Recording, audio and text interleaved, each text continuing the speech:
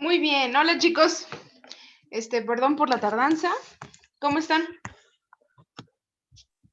Hola Dalia, muy bien, ¿y tú? Bien, bien, aquí ya ven, pasando el rato.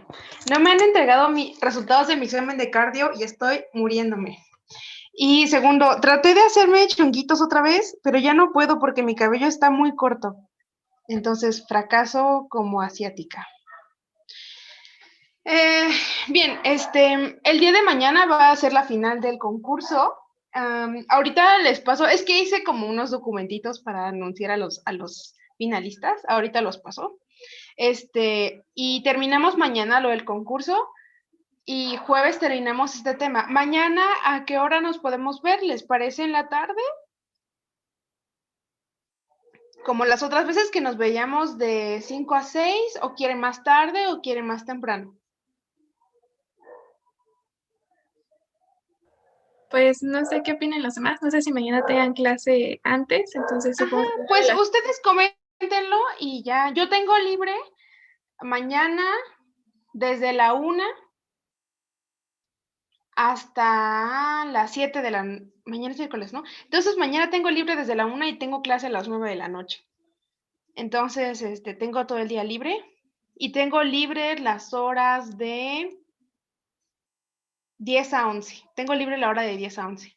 Entonces, de ahí tengo el resto libre y si hubiera algún cambio en mi calendario, les aviso. Pero me interesa mucho que lo terminemos mañana. Bien, entonces, vamos a ver el tema de ortomixovirus. Los ortomixovirus son los ya conocidos virus de la influenza, pero pertenecen a este género. Entonces, ¿por qué es importante estudiarlo? Bueno, porque durante el año 2019 se presentaron 33.849 casos de influenza en pacientes de 1 a 14 años y mayores de 55 años. Y los estados que presentaron mayor incidencia de casos fueron Yucatán, Tlaxcala, Colima y Quintana Roo. Entonces, como vemos, son muchísimos casos que se presentan y tan solo en un rango de edades, no se cuenta como toda la población. Entonces, en esta gráfica se puede ver el corte hasta de la semana epidemiológica 50 mediante el cálculo de casos estimados de influenza.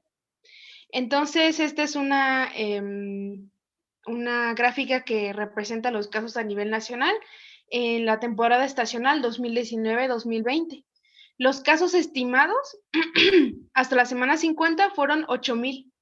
Casos probables fueron casi 2,000 y los casos que fueron reportados como tal por una prueba serológica o una prueba que sí sea definitiva, fueron muy pocos, fueron menos de 500. ¿Por qué es tan poco digo, menos de 800? Ajá. ¿Por qué es tan poco el número de casos positivos? Primero, porque se cuentan casos positivos a partir de una prueba de PCR, por ejemplo, una prueba de PCR positiva. Y pues pocas veces se hace, ¿no? Normalmente el diagnóstico se hace a partir solamente de la clínica. Entonces, por eso el estimado está muy arriba de los positivos. Y también porque hacer pruebas serológicas así como de PCR y todas estas pruebas pues son más caras y si se puede diagnosticar por medio de la clínica, pues es mejor evitar este gasto para los pacientes, ¿no? Entonces, bueno, esta es otra tabla que habla de los casos y defunciones positivas a influenza por temporada estacional 2019-2020. Entonces, habla desde el inicio de la semana epidemiológica 40 del 2019. Casos de influenza en 2019-2020 tenemos, ¿sí ven mi flechita, verdad? Voy a poner, ¿cómo puedo poner? Wow, esto cambió. Aquí está. Aquí, sí ven el puntero, ¿no? Sí, Ok, entonces vemos que en 2019-2020 existieron 995 casos. De estos, 40 defunciones. Ahora, casos de influenza AH1N1 completamente identificados, 324, y de estos, 18 defunciones.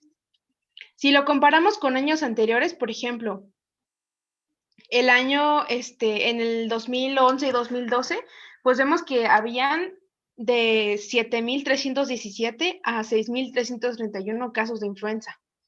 Y el siguiente año disminuyeron, luego aumentaron completamente, disminuyeron, aumentaron, disminuyeron, y bueno, se ha mantenido más o menos, pero hasta el año anterior es que había menos casos de influenza.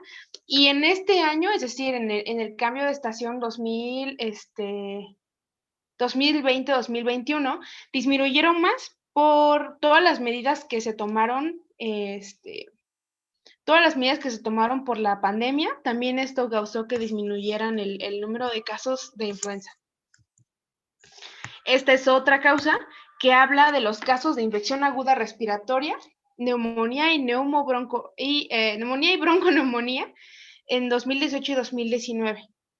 En 2019 se presentaron 5.371.746 casos de infecciones respiratorias agudas, es decir, el grupo que estudiamos la vez anterior.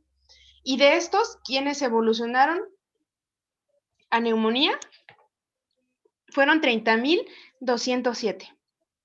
Oigan, ¿ya se dieron cuenta que como que a esta hora siempre bostezo?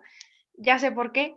El otro día estaba yo investigando bueno, estaba yo leyendo como los efectos secundarios del tratamiento que tomo y son los bostezos. Y justamente siempre bostezo a esta hora porque son 2 horas después de que tomo mi medicina. Entonces es por eso que bostezo tanto a esta hora. Yo creí como que era algo malo en mi cerebro, pero en realidad es porque mi medicina me hace bostezar. Así que, perdón, no me gusta. Parece que estoy aburrida, pero no. Entonces, ahora vamos a hablar de las generalidades del ortomixovirus y generalidades también microbiológicas. Se tratan de virus respiratorios principalmente, causantes de pandemias y epidemias en diferentes años y desde hace mucho tiempo. También son los causantes de la gripe o del resfriado común y son característicos de tener una inestabilidad genómica. ¿Qué significa inestabilidad genómica? Bueno, que su genoma puede cambiar, mutar o modificarse frecuentemente. Y entonces esto nos va a dar como resultado nuevos virus con variantes distintas. Aquí está. Esta es una imagen del virus de la influenza que tiene una estructura de RNA en sentido negativo. Los que habíamos estudiado anteriormente eran el grupo de los herpes virus. Esos son distintos. RNA en sentido negativo. Tienen un diámetro de 80 a 120 nanómetros. Se consideran grandes. Tienen 8 segmentos. Y pueden tener varias formas. Puede ser como, ¿recuerdan cuando vimos como la agrupación? Ay, perdón. O la forma en la que se estructuraban el genoma, que podía ser helicoidal o ¿cuál le había dicho? Bueno, que podría ser esférico o helicoidal, pero es que dije otra palabra en vez de esférico. Pero bueno, estos pueden ser esféricos o helicoidales. A ver. Sí, sí, manden por favor su nombre al chat. Yo creí que alguien me había soplado la respuesta.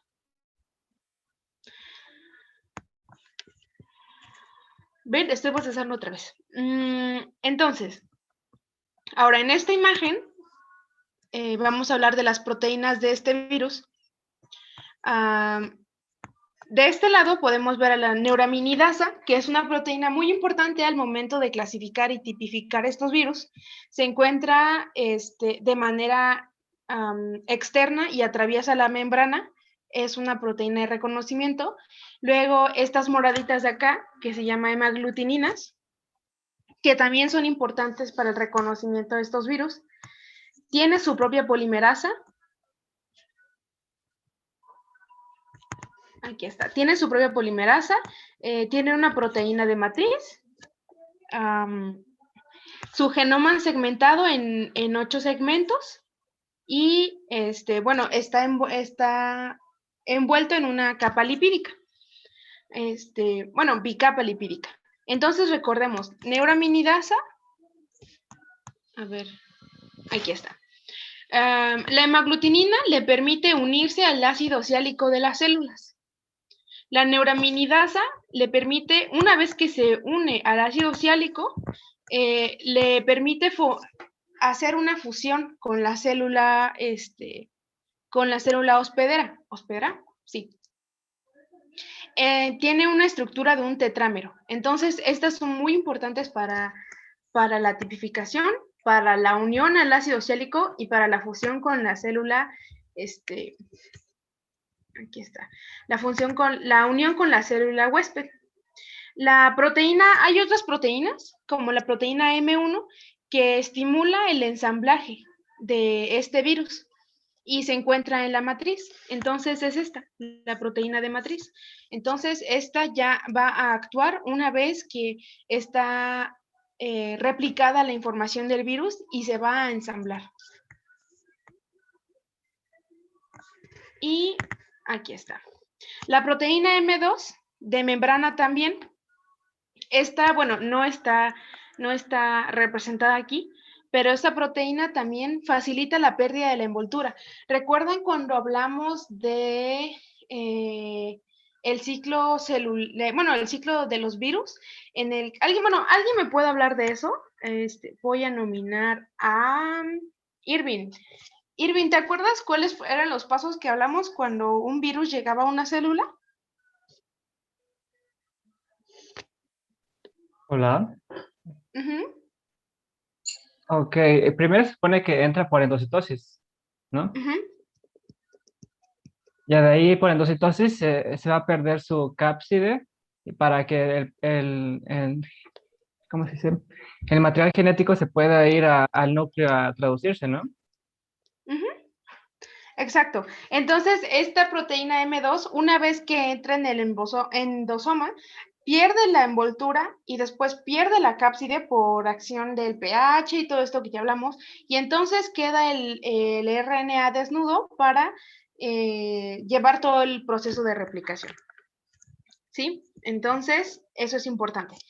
Proteínas importantes, la hemaglutinina, neuraminidasa, M1 y M2. Esta es una tabla que les puedo dejar en esta presentación que habla sobre todas las proteínas para las que codifica. El RNA segmentado en 8 segmentos va a codificar para 8 proteínas distintas aproximadamente, ¿no? O sea, en realidad son un poco más. Pero bueno, tiene componentes de la polimerasa, tiene la hemaglutinina, proteínas de la nucleocápside, la neuraminidasa, las proteínas de matriz 1 y 2 y las proteínas no estructurales 1 y 2. Tienen diferentes funciones, síntesis de RNA, el reconocimiento, ¿cómo se dice? La fusión con la célula hospedera, la liberación de los virus de las células infectadas, y en este caso hay uno muy importante que es la proteína no estructural 1, que es un antagonista del interferón. Cuando hablamos de inmunidad, hablamos de las citocinas, de los interferones, ¿se acuerdan? Entonces, los interferones son sustancias proinflamatorias que son producidas por las células del sistema inmune y pueden ser diferentes tipos de interferón alfa, beta, gamma, pero normalmente este interferón está encargado de la producción de fiebre y de síntomas sistémicos. ¿Sí? ¿Hasta aquí todo va bien?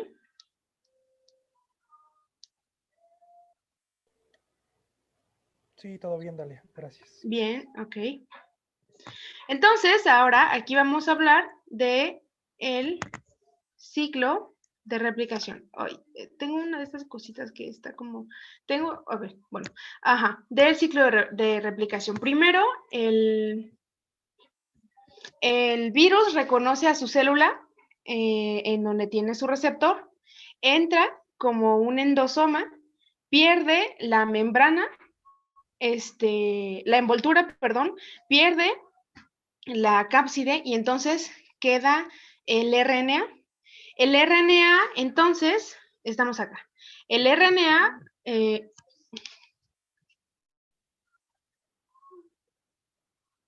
ok, alguien mandó un mensaje y dice, hola Dalia, ¿qué pasó? Hola. Bien, entonces, disculpa, sí, está bien, si tienen que salir de la clase o algo así, me pueden mandar un mensajito, no se preocupen.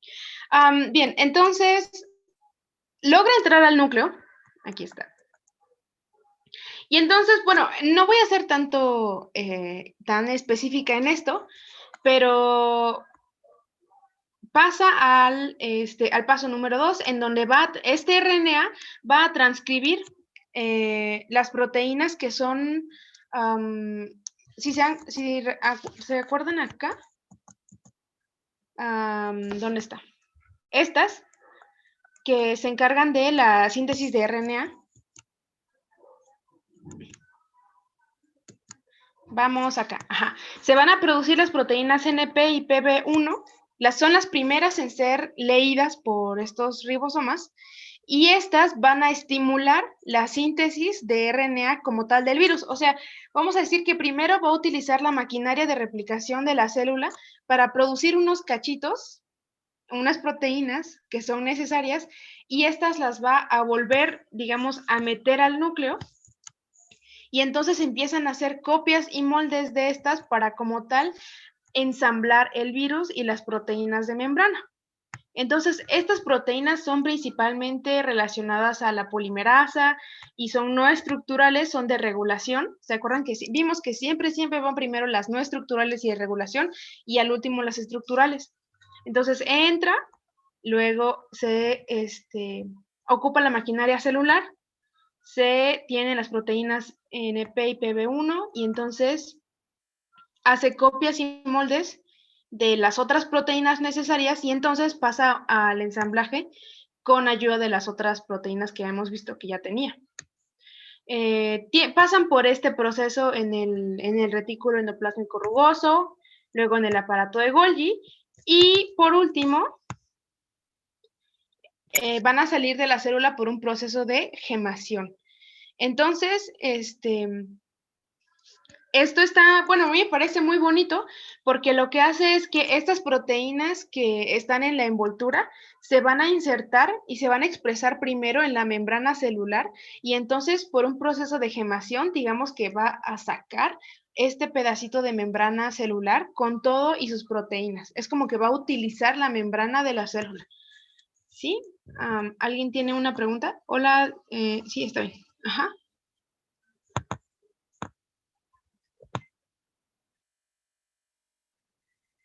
¿O todo esto ya se lo sabían?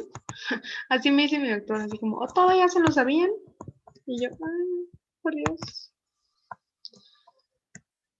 No, no lo sabíamos. Ok, está bien. Bueno, sí quedó un poco revuelto, me dicen, pero creo que está un poco claro.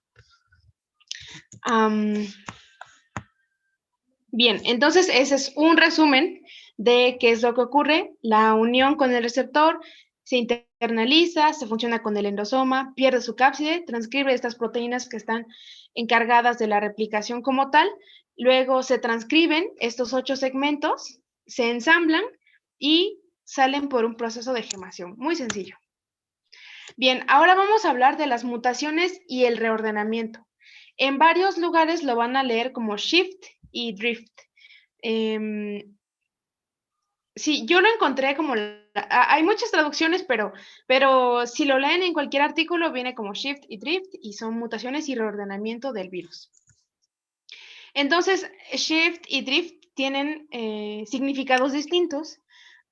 Un shift es una recombinación o salto antigénico, que es una recombinación de diferentes genes de diferentes especies, que son infrecuentes y devastadores y cambian las propiedades en un 50%. Por ejemplo, cuando ocurrió bueno, todos nosotros estábamos en la primaria, creo, ¿no? Cuando ocurrió lo de la influenza H1N1, eso ocurrió por un shift, por un salto antigénico en el que se recombinó el virus de otra especie, ¿se acuerdan? Que fue que empezaron a matar a los cerdos y bueno, como que todo hubo un drama ahí con los animalitos. Entonces, hubo una recombinación por la proximidad, por zoonosis, etcétera, y entonces ocurre una pandemia. ¿Por qué? Porque el virus es completamente nuevo, puede tener propiedades mucho más fuertes, vamos a decir así, y eso hace que sea más contagioso y bueno, terminamos la vez pasada en una epidemia, ¿no? O puede haber mutaciones o derivas antigénicas que son cambios chiquitos que pueden ser puntuales y que el nombre como tal del virus no va a cambiar. Esto sucede en cada menos tiempo, cada 2 o 3 años. Por ejemplo, ahorita estos fenómenos de shift y drift no son únicos del grupo de los ortomixovirus, sino, bueno, de la familia, sino también de los coronavirus. Por eso estamos ahorita en esta situación mundial, porque el cambio antigénico fue tan grande, fue un salto antigénico tan grande que nadie lo pudo reconocer, pues, entonces podía infectar a todos. Y bueno, eventualmente el virus se va a quedar sin quien infectar y entonces puede ser que vuelva a ocurrir un drift, por ejemplo, y vuelva a infectar a algunas personas, pero puede haber inmunidad cruzada, o bien que sea un salto y sea un shift y entonces vuelva a ocurrir lo mismo. ¿Ya? ¿Quedaron bien estos conceptos?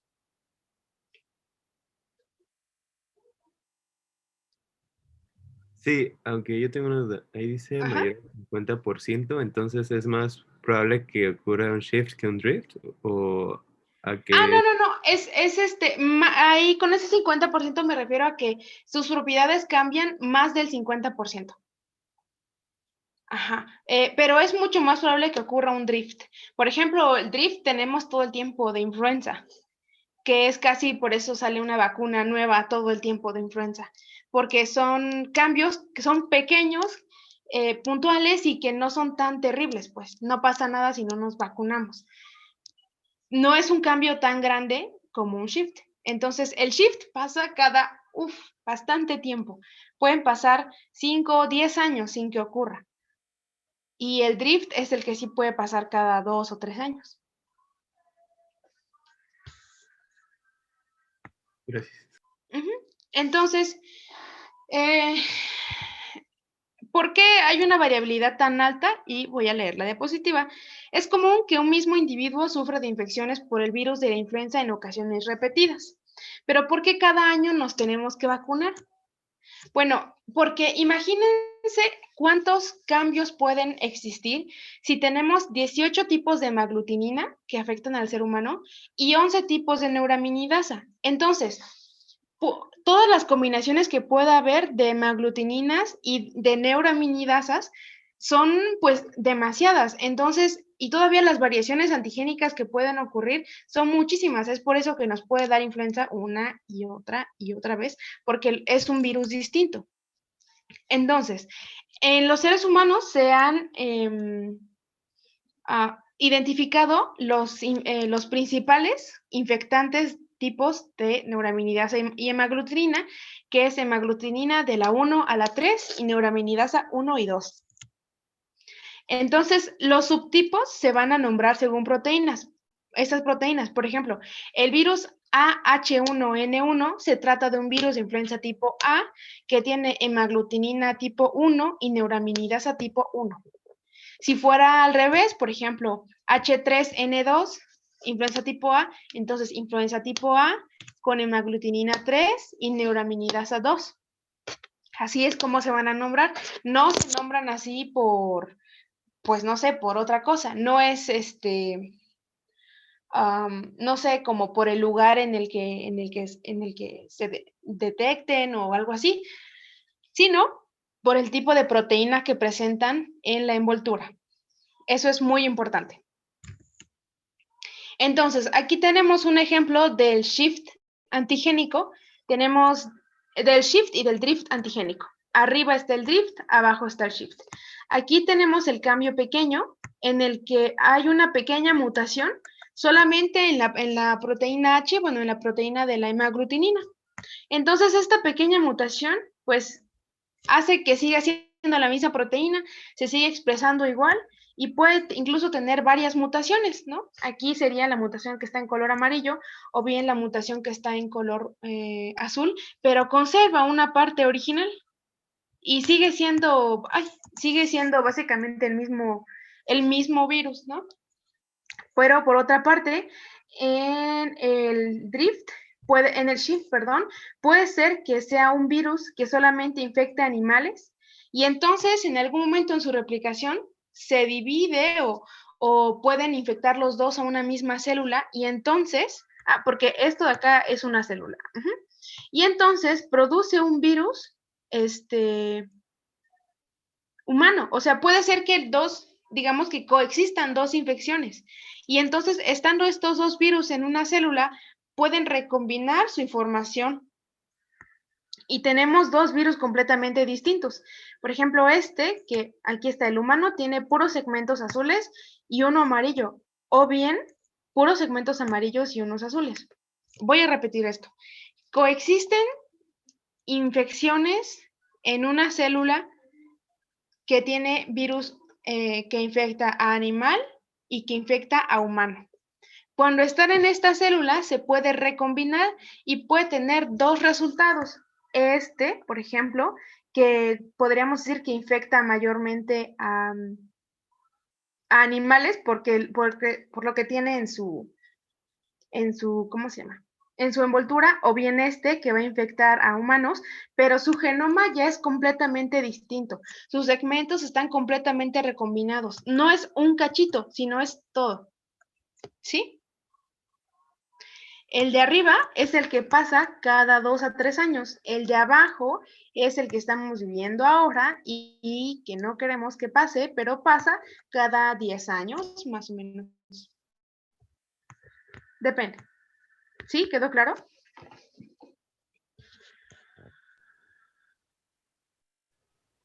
Sí, Dalia. Sí, Dalia. Muy bien. Ok. Bien, entonces vamos a hacer un DIY, cómo nombrar tu virus y hacer tu propia pandemia. Bueno, lo puse como un jueguecillo el año anterior. Me pareció bastante gracioso. Vamos a utilizar el virus de la influenza tipo A. Entonces, ¿qué necesitamos para hacer nuestro propio virus pandémico? Necesitamos un nuevo subtipo A. Y luego que este subtipo sea lo suficientemente mortal, que infecte a un receptor que se encuentre en muchas células, por ejemplo. Y que sea de fácil transmisión. Luego, a partir de eso, necesitamos definir el tipo. Oh, por Dios, se está acabando el tiempo. El tipo, la localización en donde se ha descubierto este virus. Y estamos buscando una localización así exótica, ¿no? O sea, ya vimos que Wuhan, China, es aquí como que una localización exótica. Podemos pensar en cualquier otro lugar, así como Indonesia, así que se escuche como peligroso. Y la fecha en la que fue descubierto. Por ejemplo, el coronavirus fue descrito y descubierto en 2019 y por eso se llama enfermedad por COVID-19. Para nosotros sería 21. Y luego definir por último los tipos de hemaglutinina y neuraminidasa. Y eso es lo que hace como tal un virus potencia para crear una pandemia. Que sea un nuevo subtipo, lo suficientemente mortal, de fácil transmisión. Y para nombrarlo, el tipo, la localización, la fecha y los tipos de hemaglutinina y neuraminidasa. Por ejemplo, este es uno, influenza tipo A, descubierto en Tailandia.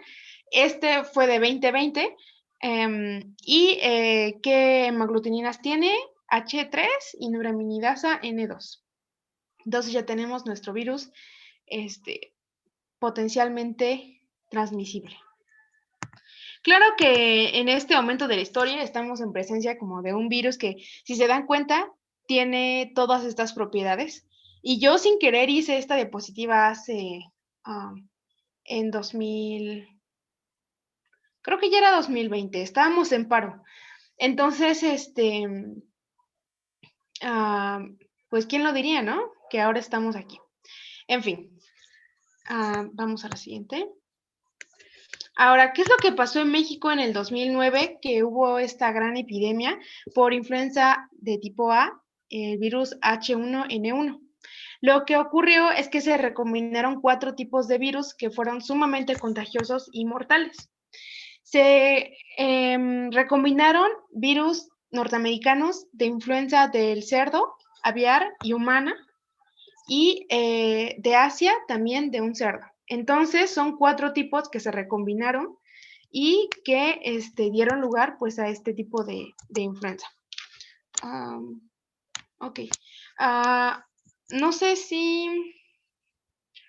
Bueno, vamos a cerrar la sesión y luego la abro de nuevo porque luego me estresa que estoy como que viendo el conteo del tiempo. Voy a cerrarla y la volvemos a abrir, ¿vale?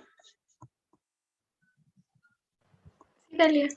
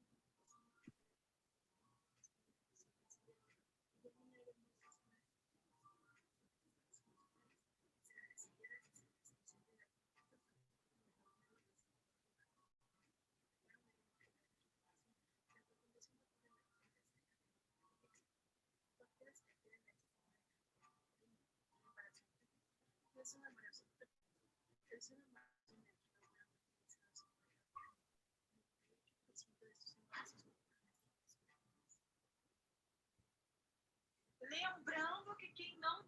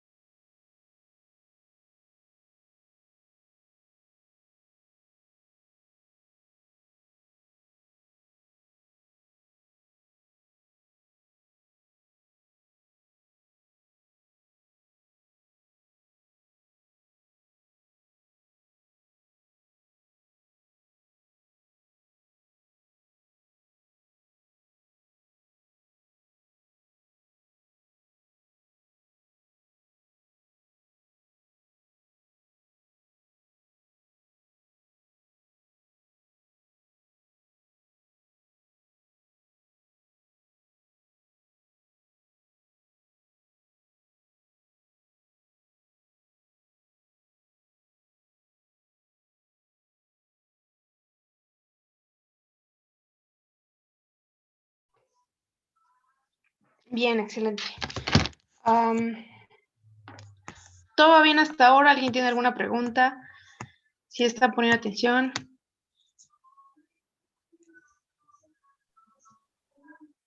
Am, se supone que esto de la recombinación que mencionaste al final Ajá. ocurre pues en una persona como tal, ¿no? No se hace como en un laboratorio o algo así. Pues sí puede hacerse en un laboratorio, porque el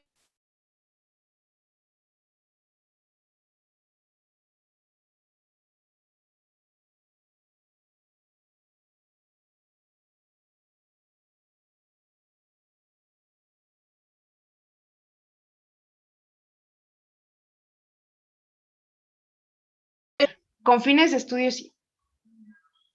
Y bueno, ya ven que hay un montón de teorías, ¿no? Como que dicen que los virus fueron creados, bueno, hablando del coronavirus.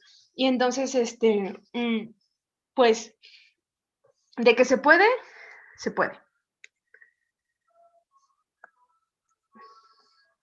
Les voy a mandar una foto.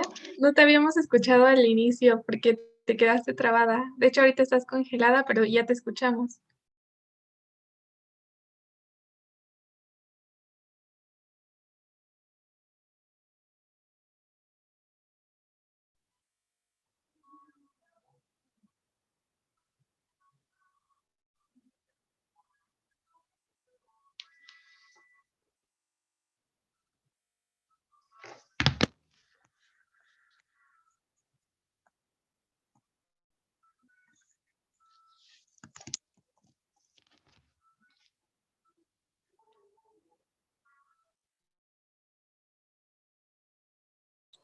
Dalia, no te escuchamos.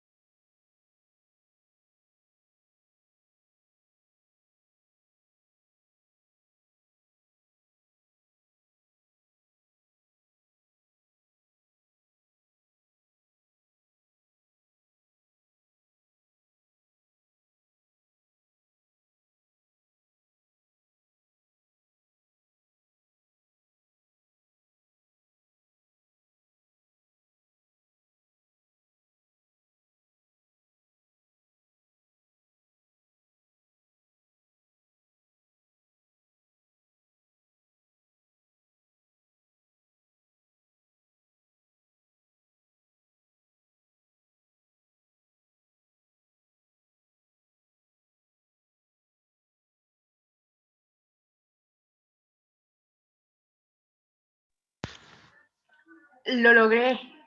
¿Me pueden escuchar? Sí, ya te escuchamos. Sí. Ay, por Dios. Creí que alguien se asomó aquí. ¿Ustedes vieron lo mismo? Bien.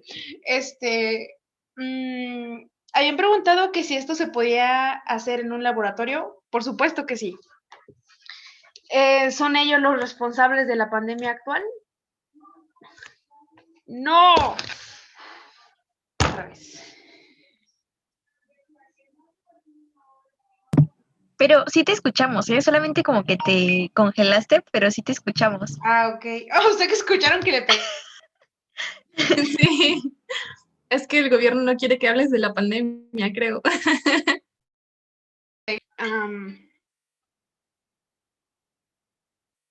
Sí, es el gobierno, son los rusos bloqueándome desde, no sé, Tiempos inmemorables. un lugar de Rusia. ¿Estocolmo es Rusia? Sí, ¿no? Bien.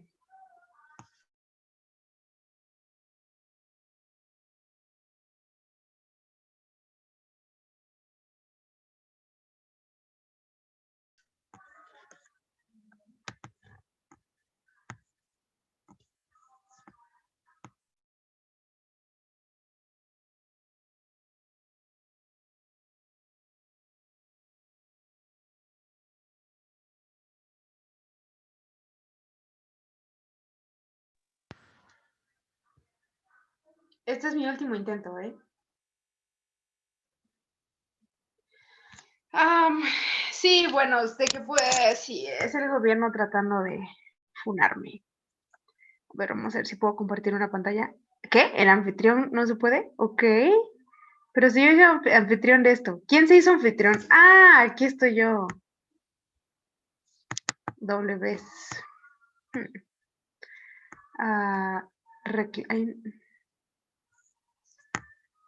ya. Sí. Sí.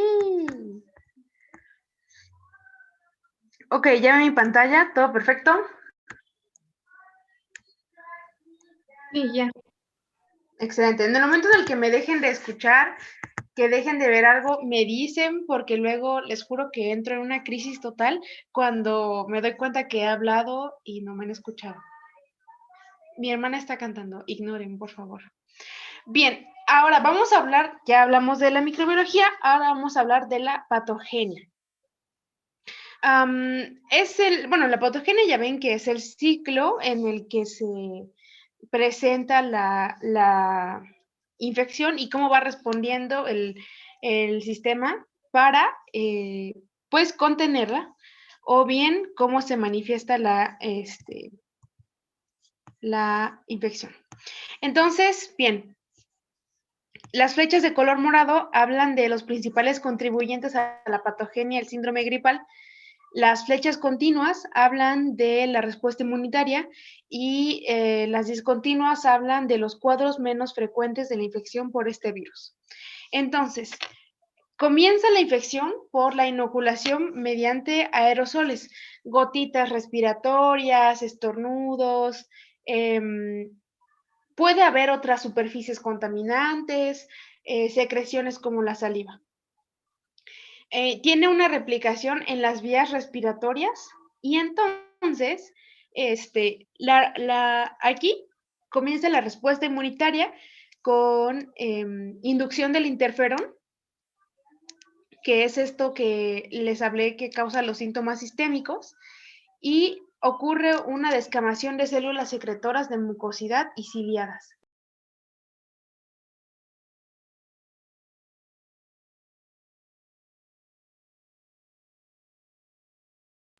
Bien, entonces hay una descamación de las células secretoras de mucosidad y ciliadas, o sea, se inflama como tal, y ocurre el síndrome gripal. El síndrome gripal, todos lo conocemos, pero ahorita lo vamos a escribir. Y bueno, volviendo a la parte de la respuesta inmune, al mismo tiempo que hay una producción de interferón, hay respuestas por parte de los linfocitos T. Y recuerdan cuando vimos en inmunidad todo esto, hay fenómenos de cooperación, etcétera, y formación de anticuerpos para la protección futura. Ahora, como cuadros menos frecuentes, se puede presentar una infección bacteriana secundaria, es decir, una sobreinfección, una neumonía vírica primaria, o bien una No veo aquí. Ajá. O una afectación del sistema nervioso central y la musculatura. Recuerdan que vimos el tema de encefalitis y que el virus de la influenza podía ser un causante de encefalitis.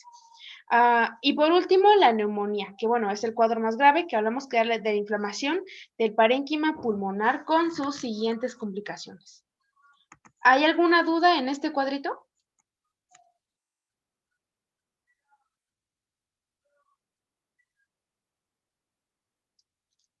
Creo que no. Bueno, entonces vamos a seguir.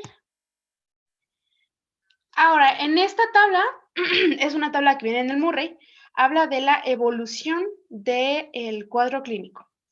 Primero, tiene un periodo de incubación. Aquí está. Periodo de incubación que es variable. Hoy tengo esta cosa que me estorba. Ajá. Que es variable.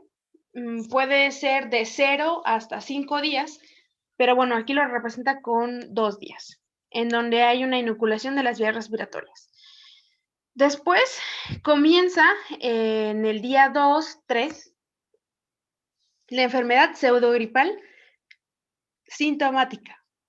Y entonces, ¿qué significa una enfermedad pseudogripal sintomática? Bueno, que va a haber presencia de coriza, escalofríos, tal vez en algunos casos fiebre, dolor de cabeza, fatiga, pueden tener eritema faríngeo también. Y bueno, ahora si vemos qué ocurre en la patogenia en este momento es cuando induce la producción del interferón. Y en las pruebas de laboratorio es en este momento en el que el virus se encuentra en las secreciones respiratorias. Conforme va pasando el tiempo, llegamos al periodo de convalescencia, en el mejor de los casos, en el que se van, pues el paciente va mejorando y va a formar anticuerpos. Estos anticuerpos van a ir aumentando y van a pasar de ser anticuerpos no específicos a anticuerpos específicos.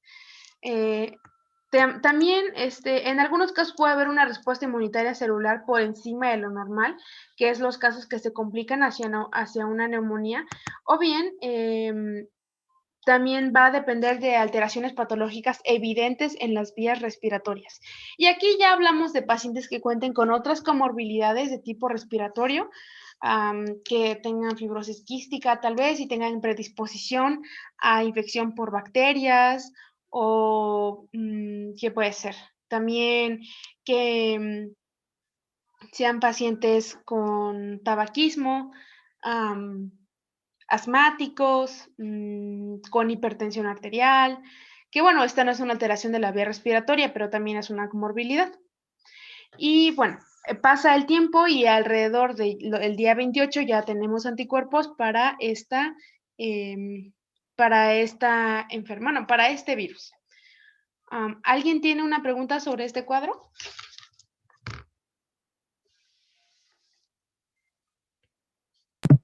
No, ninguna. Ok, bueno, entonces, jueves vamos a hablar de influenza como tal. Mañana sí los veo definitivamente para lo de la final. Ahorita les mando quiénes ganaron. Y si no nos vemos jueves, yo voy a hacer todo para ver los jueves y terminar influenza.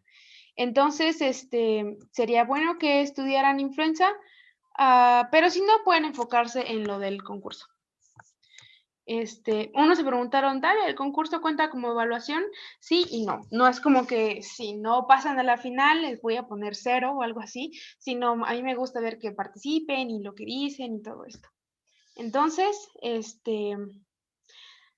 si alguien tiene una pregunta, recuerden que me la pueden mandar o la pueden hacer la siguiente clase.